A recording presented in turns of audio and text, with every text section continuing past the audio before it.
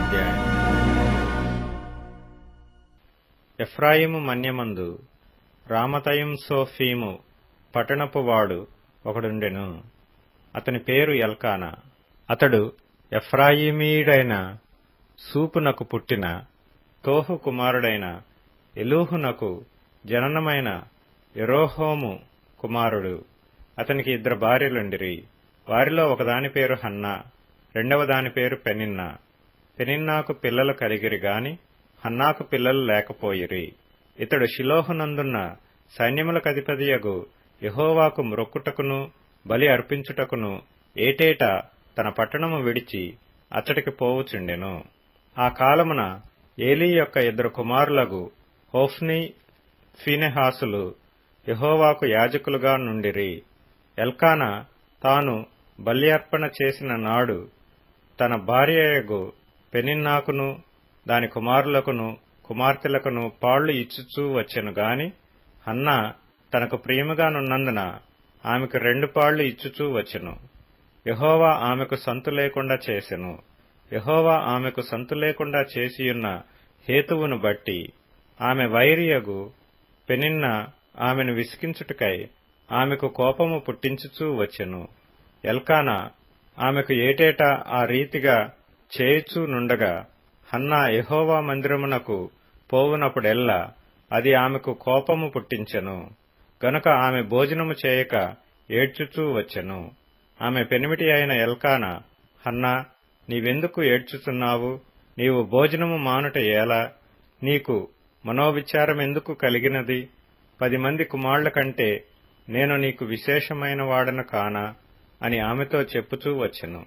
వారు షిలోహులో అన్నపానములు పుచ్చుకొనిన తరువాత హన్నా లేచి యాజకుడైన ఏలీ మందిర స్తంభము దగ్గరనున్న ఆసనము మీద కూర్చునియుండగా బహు దుఃఖాక్రాంతురాలై వచ్చి యెహోవా సన్నిధిని ప్రార్థన చేయుచు బహుగా ఏడ్చుచు, సైన్యములకధిపతియగు యెహోవా, నీ సేవకురాలనైన నాకు కలిగియున్న శ్రమను చూచి నీ సేవకురాలనైన నన్ను మరువక జ్ఞాపకము చేసుకొని నీ సేవకురాలనైన నాకు మగపిల్లను దయచేసిన ఎడల వాని తలమీదికి క్షౌరపు కత్తి ఎన్నటికీ రానియక వాడు బ్రతుకు దినములన్నిటను నేను వానిని యెహోవా వగు నీకు అప్పగింతునని మ్రొక్కుబడి చేసుకొనెను. ఆమె యెహోవా సన్నిధిని ప్రార్థన చేయుచుండగా ఏలీ ఆమె నోరు కనిపెట్టుచుండెను. ఎలయనగా హన్నా తన మనస్సులోనే చెప్పుకొనుచుండెను. ఆమె పెదవులు మాత్రము కదులుచుండి ఆమె స్వరము వినబడకయుండెను. గనుక ఏలీ ఆమె మత్తురాలై ఉన్నదనుకొని, ఎంతవరకు నీవు మత్తురాలవై యుందువు? నీవు ద్రాక్షరసమును నీ యొద్ద నుండి తీసివేయమని చెప్పగా హన్నా, అది కాదు నా ఏలినవాడా, నేను మనోదుఃఖము గలదాన్నై యున్నాను. నేను ద్రాక్షరసమునైనను మద్యమునైనను పానము చేయలేదు గాని నా ఆత్మను యెహోవా సన్నిధిని కుమ్మరించుకొనుచున్నాను. నీ సేవకురాలైన నన్ను పనికిమాలిన దానిగా ఎంచవద్దు. అత్యంతమైన కోప కారణమును బట్టి బహుగా నిట్టూర్పులు విడుచుచు నాలో నేను దీని చెప్పుకొనుచుంటినెను. అంతట ఏలీ, నీవు క్షేమముగా వెళ్ళుము. ఇశ్రాయేలు దేవునితో నీవు చేసుకొనిన మనవిని ఆయన దయచేయునుగాక అని ఆమెతో చెప్పగా ఆమె అతనితో, నీ సేవకురాలనైన నేను నీ దృష్టికి కృపనొందుదునుగాక అనెను. తరువాత ఆ స్త్రీ తన దారిని వెళ్లిపోయి భోజనము చేయుచు నాట నుండి దుఃఖముఖిగా నుండుట మానెను. తరువాత వారు ఉదయమందు వేగరమే లేచి యెహోవాకు మ్రొక్కి తిరిగి రామాలోని తమ ఇంటికి వచ్చిరి. అంతట ఎల్కానా తన భార్యయగు హన్నాను కూడెను.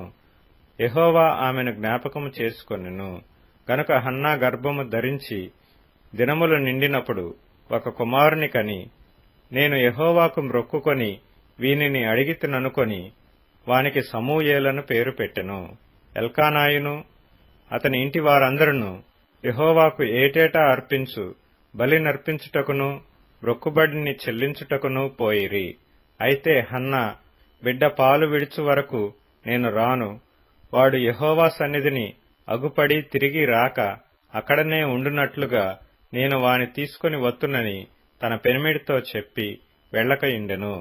కాబట్టి ఆమె పెనిమిటి అయిన ఎల్కానా, నీ దృష్టికి ఏది మంచిదో అది చేయుము, నీవు వానికి పాలు మాన్పించు వరకు నిలిచియుండుము, యెహోవా తన వాక్యమును స్థిరపరచునుగాక అని ఆమెతో అనెను. కాగా ఆమె అక్కడనే యుండి తన కుమారునికి పాలు మాన్పించు వరకు అతని పెంచుచుండెను. పాలు మాన్పించిన తరువాత అతడు ఇంకా చిన్నవాడై ఉండగా ఆమె ఆ బాలుని ఎత్తుకొని 3 కోడెలను, తూమెడు పిండిని, ద్రాక్షరసపు తిత్తిని తీసుకొని షిలోహులోని మందిరమునకు వచ్చెను. వారు ఒక కోడెను వధించి పిల్లవానిని ఏలీ యొద్దకు తీసుకొని వచ్చినప్పుడు ఆమె అతనితో ఇట్లనెను, నా ఏలినవాడా, నా ఏలినవాని ప్రాణము తోడు, నీ యొద్ద నిలిచి యెహోవాను ప్రార్థన చేసిన స్త్రీని నేనే. ఈ బిడ్డను దయచేయమని యెహోవాతో నేను చేసిన మనవిని ఆయన నాకనుగ్రహించెను. కాబట్టి నేను ఆ బిడ్డను యెహోవాకు ప్రతిష్ఠించుచున్నాను. తాను బ్రతుకు దినములన్నిటినూ వాడు యెహోవాకు ప్రతిష్ఠితుడని చెప్పెను. అప్పుడు వాడు యెహోవాకు అక్కడనే మ్రొక్కెను.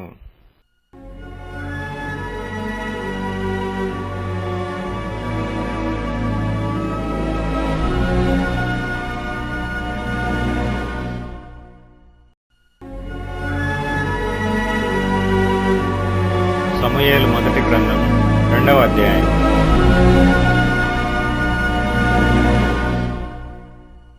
మరియు హన్నా విజ్ఞాపన చేసి ఇలాగనెను, నా హృదయము యెహోవాయందు సంతోషించుచున్నది, యెహోవాయందు నాకు మహాబలము కలిగెను. నీ వలని రక్షణను బట్టి సంతోషించుచున్నాను. నా విరోధుల మీద నేను అతిశయపడిదను. యెహోవా వంటి పరిశుద్ధ దేవుడు ఒకడునూ లేడు, నీవు తప్ప మరి ఏ దేవుడునూ లేడు. మన దేవుని వంటి ఆశ్రయదుర్గమేదియూ లేదు. యెహోవా అనంత జ్ఞానియగు దేవుడు, ఆయనే క్రియలను పరీక్షించువాడు. ఇకను అంత గర్వముగా మాట్లాడుకుడి, గర్వపు మాటలు మీ నోట రానియకుడి. ప్రఖ్యాతి నొందిన విలుకాండ్రు ఓడిపోవుదురు, తొట్టిల్లిన వారు బలము ధరించుదురు. తృప్తిగా భుజించిన వారు అన్నము కావలెనని కూలికి పోవుదురు. ఆకలి గొనిన వారు ఆకలి తీరా తిందురు. గొడ్రాలు 7 పిల్లలను కనును, అనేకమైన పిల్లలను కనినది కృశించిపోవును. జనులను సజీవులనుగాను మృతులనుగాను చేయువాడు యెహోవాయే. పాతాళమునకు పంపుచు అందులో నుండి రప్పించుచుండువాడు ఆయనే. యెహోవా దారిద్ర్యమును ఐశ్వర్యమును కలుగచేయువాడు, కృంగజేయువాడును లేవనెత్తువాడును ఆయనే. దరిద్రులను అధికారులతో కూర్చుండబెట్టుటకును మహిమగల సింహాసనమును స్వతంత్రింపచేయుటకును వారిని మంటిలో నుండి ఎత్తువాడు ఆయనే. లేమిగలవారిని పెంటకుప్ప మీద నుండి లేవనెత్తువాడు ఆయనే. భూమి యొక్క స్తంభములు యెహోవా వశము, లోకమును వాటి మీద ఆయన నిలిపియున్నాడు. తన భక్తుల పాదములు తొట్టిల్లకుండా ఆయన వారిని కాపాడును. దుర్మార్గులు అంధకారమందు మాటు మణుగుదురు, బలముచేత ఎవడునూ జయమునొందడు. యెహోవాతో వాదించువారు నాశనమగుదురు. పరమండలములో నుండి ఆయన వారిపైన ఇరుమువలే గర్జించును. లోకపు సరిహద్దులలో నుండి వారికి ఆయన తీర్పు తీర్చును. తాను నియమించిన రాజునకు ఆయన బలమిచ్చును. తాను అభిషేకించిన వానికి అధిక బలము కలుగుచేయును. తరువాత ఎల్కానా రామాలోని తన ఇంటికి వెళ్లిపోయెను. అయితే ఆ బాలుడు యాజకుడైన ఏలీ ఎదుట యెహోవాకు పరిచర్య చేయుచుండెను. ఏలీ కుమారులు యెహోవాను ఎరుగని వారై మిక్కిలి దుర్మార్గులయ్యుండిరి. జనుల విషయమై యాజకులు చేయుచూ వచ్చిన పని ఏమనగా, ఎవడైనా బలిపశువును వధించిన మీదట మాంసము ఉడుకుచుండగా యాజకుని వారు 3 ముండ్లు గల కొంకిని తీసుకొని వచ్చి బొరుసులో గాని తపేలలో గాని గోనలో గాని కుండలో గాని అది గుర్చినప్పుడు ఆ కొంకిచేత బయటకు వచ్చినదంతయు యాజకుడు తన కొరకు తీసుకొనును. షిలోహుకు వచ్చు ఇశ్రాయేలీలందరికిని వీరు ఈలాగున చేయుచూ వచ్చిరి. ఇదియుగాక వారు క్రొవ్వును దహింపక మునుపు యాజకుని పనివాడు వచ్చి బలిపశువును వధించువానితో, యాజకునికి వండించుటకై మాంసమిమ్ము, ఉడకబెట్టిన మాంసము అతడు నీ యొద్ద తీసుకొనడు, పచ్చి మాంసమే కావలెను అని చెప్పుచూ వచ్చెను. ఈ క్షణమందే వారు క్రొవ్వును దహింతురు. తరువాత నీ మనస్సు వచ్చినంత మటుకు తీసుకొనవచ్చునని వానితో ఆ మనిషి చెప్పిన ఎడల, అలాగు వద్దు, ఇప్పుడే ఇయ్యవలెను, లేని ఎడల బలవంతము చేత తీసుకొందునను. అందువలన జనులు యెహోవాకు నైవేద్యము చేయుటయందు అసహ్యపడుటకు ఆ యవనులు కారణమైరి. గనుక వారి పాపము యెహోవా సన్నిధిని బహు గొప్పదాయెను. బాలుడైన సమూయేలు నారతో వేయబడిన ఏఫోదు ధరించుకుని యెహోవాకు పరిచర్య చేయుచుండెను. వాని తల్లి వానికి చిన్న అంగీ ఒకటి కుట్టి ఏటేటా బలి అర్పించుటకు తన పెనిమిటితో కూడా వచ్చినప్పుడు దాని తెచ్చి వానికిచ్చుతూ వచ్చెను. యెహోవా సన్నిధిని మనవి చేసుకొనగా, నీకు దొరికిన ఈ సంతానమునకు ప్రతిగా యెహోవా నీకు సంతానమునిచ్చునుగాక అని ఏలీ ఎల్కానాను అతని భార్యను దీవించిన తరువాత వారు ఇంటికి వెళ్ళిరి. యెహోవా హన్నాను దర్శింపగా ఆమె గర్భవతి అయి 3 కుమారులను 2 కుమార్తెలను కనెను. అయితే బాలుడగు సమూయేలు యెహోవా సన్నిధిని ఉండి ఎదుగుచుండెను. ఏలీ బహు వృద్ధుడాయెను. ఇశ్రాయేలీలకు తన కుమారులు చేసిన కార్యములన్నీయు, వారు ప్రత్యక్షపు గుడారము యొక్క ద్వారము దగ్గరకు సేవ చేయుటకు వచ్చిన స్త్రీలతో శయనించుటయును మాట చెవిని పడగా, వారిని పిలిచి ఇట్లనెను, ఈ జనుల ముందర మీరు చేసిన చెడ్డ కార్యములు నాకు వినబడినవి. ఈలాటి కార్యములు మీరెందుకు చేయుచున్నారు? నా కుమారులారా, ఇలాగు చేయవద్దు. నాకు వినబడినది మంచిది కాదు. యెహోవా జనులను మీరు అతిక్రమింప చేయుచున్నారు. నరునికి నరుడు తప్పు చేసిన ఎడల దేవుడు విమర్శ చేయును గాని, ఎవరైనా యెహోవా విషయంలో పాపము చేసిన ఎడల వాని కొరకు ఎవడు విజ్ఞాపన చేయును అనెను. అయితే యెహోవా వారిని చంపదలచియుండెను గనుక వారు తమ తండ్రి యొక్క మొరను వినకపోయిరి. బాలుడగు సమూయేలు ఇంకనూ ఎదుగుచు యెహోవా దయయందును మనుషుల దయయందును వర్ధిల్లుచుండెను. అంతట దైవజనుడొకడు ఏలీ యొద్దకు వచ్చి ఇట్లనెను, యెహోవా నిన్ను గూర్చి సెలవిచ్చినదేమనగా, నీ పితరుని ఇంటివారు ఐగుప్తు దేశమందు ఫరో ఇంటిలో ఉండగా నేను వారికి ప్రత్యక్షమైతిని. అతడు నా ముందర ఏఫోదును ధరించి నా బలిపీఠము మీద అర్పణమును ధూపమును అర్పించుటకై నాకు యాజకుడగున్నట్లు ఇశ్రాయేలు గోత్రములలో నుండి నేను అతని ఏర్పరచుకొంటిని. ఇశ్రాయేలీలు అర్పించిన హోమ వస్తువులన్నిటినీ నీ పితరుని ఇంటివారికి ఇచ్చితిని. నా నివాస స్థలమునకు నేను నిర్ణయించిన బలి నైవేద్యములను మీరేలా తృణీకరించుచున్నారు? మిమ్మును క్రొవ్వబెట్టుకొనుటకై నా జనులగు ఇశ్రాయేలీలు చేయు నైవేద్యములలో శ్రేష్ఠ భాగములను పట్టుకొనుచు నాకంటే నీ కుమారులను నీవు గొప్ప చేయుచున్నావు. నీ ఇంటివారును నీ పితరుని ఇంటివారును నా సన్నిధిని యాజకత్వము జరిగించుదురని యెహోవా ఆజ్ఞ ఇచ్చియున్నను, ఇప్పుడు అది నా మనసునకు కేవలము ప్రతికూలమాయనని ఇశ్రాయేలీల దేవుడైన యెహోవా సెలవిచ్చుచున్నాడు. కావున యెహోవా వాక్కు ఏదనగా, నన్ను గనపరచువారిని నేను గనపరచుదును, నన్ను తృణీకరించువారు తృణీకారమొందుదురు. ఆలకించుము, రాగల దినములలో నీ బలమును నీ పితరుని ఇంటి బలమును నేను తక్కువ చేతును. నీ ఇంట ముసలివాడు ఒకడునూ లేకపోవును. యెహోవా ఇశ్రాయేలీలకు చేయదలిచిన మేలు విషయంలో నా నివాస స్థలమునకు అపాయము కలుగగా నీవు చూతువు. ఎప్పటికీ నీ ఇంట ముసలివాడు ఉండడు. నా బలిపీఠమునొద్ద నెవడూ ఉండకుండా నేనందరినీ నశింపచేయక విడుచువాడను గనుక అది నీ కన్నులు క్షీణించుటకును నీవు దుఃఖము చేత క్షయమగుటకును సాధనమగును. నీ సంతానపు వారందరూ వయఃకాలమందు మరణమగుదురు. నీ 2 కుమారులైన హోఫ్నీకిని ఫీనెహాసునకును సంభవించునని నేను చెప్పిన దానికి నీకు సూచనగా నుండును. ఒక్కనాటి యందే వారిద్దరూ మరణమవుదురు. తరువాత నమ్మకమైన ఒక యాజకుని నేను నియమింతును. అతడు నా యోచనను బట్టి నాకనుకూలముగా యాజకత్వము జరిగించును.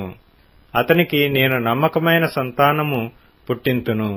అతడు నా అభిషిక్తుని సన్నిధిని ఎప్పటికీ యాజకత్వము జరిగించును.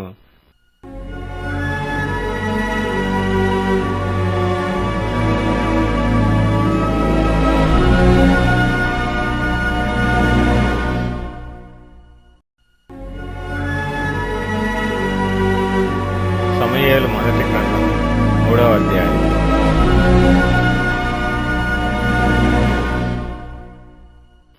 బాలుడైన సమూయేలు ఏలీ ఎదుట యెహోవాకు పరిచర్య చేయుచుండెను. ఆ దినములలో యెహోవా వాక్కు ప్రత్యక్షమగుట అరుదు, ప్రత్యక్షము తరచుగా తటస్థించుట లేదు. ఆ కాలమందు ఏలీ కన్నులు మందదృష్టి గలవైనందున అతడు చూడలేక తన స్థలమందు పండుకొని ఉండగాను, దీపము ఆరిపోక మునుపు సమూయేలు దేవుని మందసమున్న యెహోవా మందిరములో పండుకొని ఉండగాను యెహోవా సమూయేలును పిలిచెను. అతడు చిత్తమండి నేనున్నానని చెప్పి ఏలీ దగ్గరకు పోయి, నీవు నన్ను పిలిచితివి గదా, నేను వచ్చినానెను. అతడు నేను పిలవలేదు, పోయి పండుకొమ్మని చెప్పగా అతడు పోయి పండుకొనెను. యెహోవా మరల సమూయేలును పిలవగా సమూయేలు లేచి ఏలీ యొద్దకు పోయి, చిత్తము నీవు నన్ను పిలిచితివి గనుక వచ్చితినెను. అయితే అతడు, నా కుమారుడా, నేను నిన్ను పిలువలేదు, పోయి పండుకొమ్మనెను. సమూయేలు అప్పటికి యెహోవాను ఎరుగకుండెను. యెహోవా వాక్కు అతనికి ఇంకా ప్రత్యక్షము కాలేదు. యెహోవా మూడవ మారు సమూయేలును పిలవగా అతడు లేచి ఏలీ దగ్గరకు పోయి, చిత్తము నీవు నన్ను పిలిచితివే, ఇదిగో వచ్చితిననగా ఏలీ యెహోవా ఆ బాలుని పిలిచినని గ్రహించి, నీవు పోయి పండుకొమ్ము, ఎవరైనా నిన్ను పిలిచిన ఎడల యెహోవా నీ దాసుడు ఆలకించుచున్నాడు, ఆజ్ఞ నిమ్మని చెప్పుమని సమూయేలుతో అనగా సమూయేలు పోయి తన స్థలమందు పండుకొనెను. తరువాత యెహోవా ప్రత్యక్షమై నిలిచి ఆ రీతిగా సమూయేలు సమూయేలు అని పిలవగా సమూయేలు, నీ దాసుడు ఆలకించుచున్నాడు, ఆజ్ఞ ఇమ్మనెను. అంతటా యెహోవా సమూయేలుతో ఇలాగు సెలవిచ్చెను, ఇశ్రాయేలులో నేనొక కార్యము చేయబోచున్నాను, దానిని వినువారందరికీ చెవులు గింగురుమనును. ఆ దినమున ఏలీ యొక్క ఇంటివారిని గురించి నేను చెప్పినదంతయు వారి మీదికి రప్పింతును, దాని చేయ మొదలుపెట్టి దాని ముగింతును. తన కుమారులు తమను తాము శాపగ్రస్తులుగా చేసుకొనుచున్నారని తానెరిగియు వారిని అడ్డగించలేదు గనుక అతని ఇంటికి నిత్యమైన శిక్ష విధింతునని నేను అతనికి తెలియజేయుచున్నాను. కాబట్టి ఏలీ ఇంటివారి దోషమునకు బలిచేతనైనను నైవేద్యము చేతనైనను ఎన్నటికినీ ప్రాయశ్చిత్తము చేయబడదని నేను ప్రమాణపూర్వకంగా ఆజ్ఞాపించితిని. తరువాత సమూయేలు ఉదయమగు వరకు పండుకొని లేచి యెహోవా మందిరపు తలుపులను తీసిన గాని భయపడి తనకు కలిగిన దర్శన సంగతి ఏలీతో చెప్పకపోయెను. అయితే ఏలీ, సమూయేలు, నా కుమారుడా అని సమూయేలును పిలవగా అతడు, చిత్తము నేనిక్కడ ఉన్నానెను. ఏలీ, నీతో యెహోవా ఏమి సెలవిచ్చినో మరుగు చేయక దయచేసి నాతో చెప్పుము. ఆయన నీతో సెలవిచ్చిన సంగతులలో ఏదైనా నీవు మరుగుచేసిన ఎడల అంతకంటే అధికమైన కీడు ఆయన నీకు కలుగజేయునుగాకని చెప్పగా సమూయేలు దేనిని మరుగు చేయక సంగతి అంతయు అతనికి తెలియచెప్పెను. ఏలీ విని, సెలవిచ్చినవాడు యెహోవా, తన దృష్టికి అనుకూలమైన దానిని ఆయన చేయునుగాక అనెను. సమూయేలు పెద్దవాడు కాగా యెహోవా అతనికి తోడైయున్నందున అతని మాటలలో ఏదియూ తప్పిపోలేదు. కాబట్టి సమూయేలు యెహోవాకు ప్రవక్తగా స్థిరపడినని దాను మొదలుకొని బెయేర్షెబా వరకు ఇశ్రాయేలీలందరూ తెలుసుకొనిరి. మరియు షిలోహులో యెహోవా మరలా దర్శనమిచ్చుచుండెను. షిలోహులో యెహోవా తన వాక్కు చేత సమూయేలునకు ప్రత్యక్షమగుచూ వచ్చెను. సమూయేలు మాట ఇశ్రాయేలీలందరిలో వెల్లడి ఆయెను.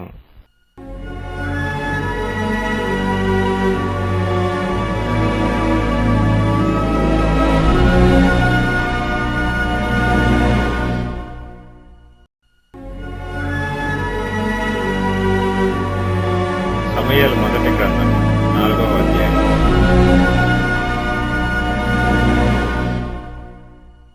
ఇశ్రాయేలీలు ఫిలిష్తీయులతో యుద్ధము చేయుటకై బయలుదేరి ఎబెనెజరులో దిగగా ఫిలిష్తీయులు అఫెకులో దిగిరి.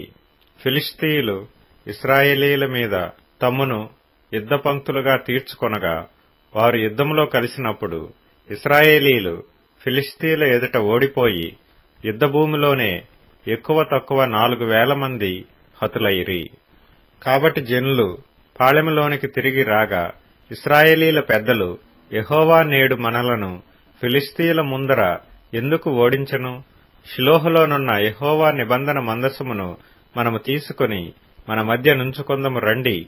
అది మన మధ్య నుండిన ఎడల అది మన శత్రువుల చేతిలో నుండి మనలను రక్షించుననిరి. కాబట్టి జనులు షిలోహునకు కొందరిని పంపి అక్కడ నుండి కెరూబుల మధ్య ఆసీనుడయ్యుండు సైన్యములకు అధిపతియగు యెహోవా నిబంధన మందసమును తెప్పించిరి. ఏలీ యొక్క ఇద్దరు కుమారులైన హోఫ్నీయును ఫీనెహాసును అక్కడనే దేవుని నిబంధన మందసమునొద్ద ఉండిరి. యెహోవా నిబంధన మందసము దండులోనికి రాగా ఇశ్రాయేలీలందరూ భూమి ప్రతిధ్వనినిచ్చునంత గొప్ప కేకలు వేసిరి. ఫిలిష్తీయులు ఆ కేకలు విని హెబ్రీల దండులో ఈ గొప్ప కేకల ధ్వని ఏమని అడిగి యెహోవా నిబంధన మందసము దండులోనికి వచ్చినని తెలుసుకొని జడిసి దేవుడు దండులోనికి వచ్చినని అనుకొని, అయ్యో మనకు శ్రమ, ఇంతకు మునుపు వారీలాగు సంభ్రమింపలేదు. అయ్యయ్యో మహాశూరుడగు ఈ దేవుని చేతిలో నుండి మనలను ఎవరు విడిపింపగలరు? అరణ్యమందు అనేకమైన తెగుళ్ల చేత ఇశ్రాయేలీలను హతము చేసిన దేవుడు ఈయనే గదా. ఫిలిష్తీయులారా, ధైర్యము తెచ్చుకొని వారు మీకు దాసులైనట్టు మీరు హెబ్రీలకు దాసులు కాకుండా బలాఢ్యులై యుద్ధము చేయుడని చెప్పుకొనిరి. ఫిలిష్తీయులు యుద్ధము చేయగా ఇశ్రాయేలీలు ఓడిపోయి అందరూ తమ డేరాలకు పరిగెత్తి వచ్చిరి. అప్పుడు అత్యధికమైన వధ జరిగెను. ఇశ్రాయేలీలలో 30,000 కాల్బలము కూలెను. మరియు దేవుని మందసము పట్టబడెను. అది కాకను హోఫ్నీ ఫీనెహాసులను ఏలీ యొక్క ఇద్దరు కుమారులు హతులైరి.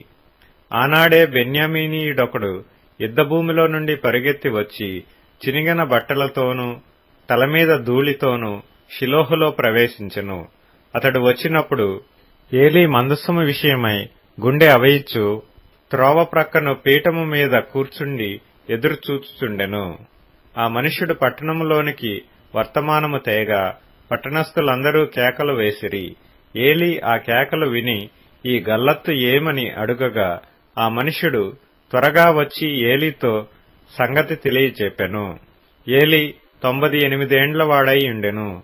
అతని దృష్టి మందగిల్లినందున అతని కండ్లు కానరాకుండెను. ఆ మనుష్యుడు, యుద్ధములో నుండి వచ్చినవాడను నేనే, నేడు యుద్ధములో నుండి పరిగెత్తి వచ్చిదనని ఏలీతో అనగా అతడు, నాయనా, అక్కడ ఏమి జరిగినని అడిగెను. అందుకు అతడు, ఇశ్రాయేలీలు ఫిలిష్తీయుల ముందర నిలవలేక పారిపోయిరి. జనులలో అనేకులు హతులైరి. హోఫ్నీ ఫీనెహాసు అను నీ ఇద్దరు కుమారులు మృతులైరి. మరియు దేవుని మందసము పట్టబడెను అని చెప్పెను. దేవుని మందసమను మాట అతడు పలకగానే ఏలీ ద్వారము దగ్గరనున్న పీఠం మీద నుండి వెనుకకు పడి మెడ విరిగి చనిపోయెను. ఏలయనగా అతడు వృద్ధుడై బహు స్థూలదేహి అయ్యుండెను. అతడు 40 సంవత్సరములు ఇశ్రాయేలీలకు న్యాయము తీర్చెను. ఏలీ కోడలగు ఫీనెహాసు భార్యకు అప్పటికి గర్భము కలిగి కనుప్రొద్దులై ఉండగా దేవుని యొక్క మందసము పట్టబడిననియు తన మామయు తన పెనిమిటియు చనిపోయిరనియు ఆమె విని నొప్పులు తగిలి మోకాళ్ల మీద కృంగి ప్రసవమాయెను. ఆమె మృతి నొందుచుండగా దగ్గర నిలిచి ఉన్న స్త్రీలు ఆమెతో, భయపడవద్దు, కుమారుని కంటివన్రి గాని ఆమె ప్రత్యుత్తరమియ్యకయు లక్ష్య పెట్టకయు నుండినదై దేవుని మందసము పట్టబడినదను సంగతిని తన మామయు పెనిమిటియు చనిపోయిన సంగతిని తెలుసుకొని ప్రభావము ఇశ్రాయేలీలలో నుండి పోయినని చెప్పి తన బిడ్డకు ఈకాబోదు అని పేరు పెట్టెను. దేవుని మందసము పట్టబడిపోయినందున ప్రభావము ఇశ్రాయేలీలలో నుండి చెరపట్టబడిపోయినని ఆమె చెప్పెను.